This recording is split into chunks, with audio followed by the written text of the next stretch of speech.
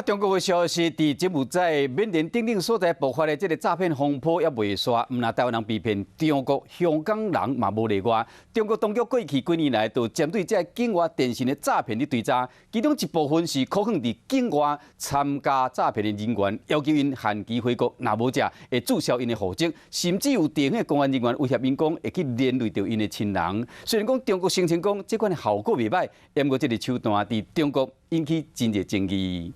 中国人不骗中国人。真侪中国人伫咧镜头前徛个真挺，大声喊口号，强调家己忠心做人，因为伊捌伫咧缅甸北部参加电信诈骗。现在还有想法想去缅北的人，我想对你们说，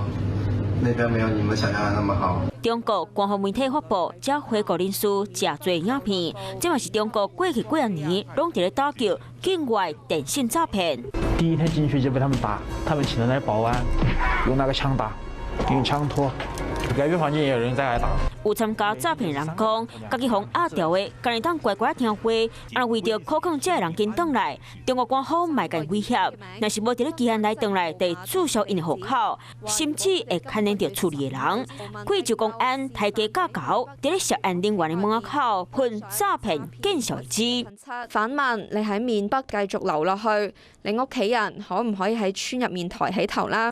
敢若噴柴也無夠，公安個威脅，若是無轉來地拆厝，或者是舉辦當佇咧大家面頭前認罪，這種種違反人權的手段，互真濟中國人有影會驚。不過，向強迫回國的無一定是詐騙犯，這種手段無中國網友支持，法律講無這條。有律師話，目前法律上面並唔允許一個人犯錯，其他人受罰嘅情況。 中國講，向可能轉來人員123萬人，出國參加詐騙的人冇變真少。不過，這極端可能大家轉來手段嘛引起爭議。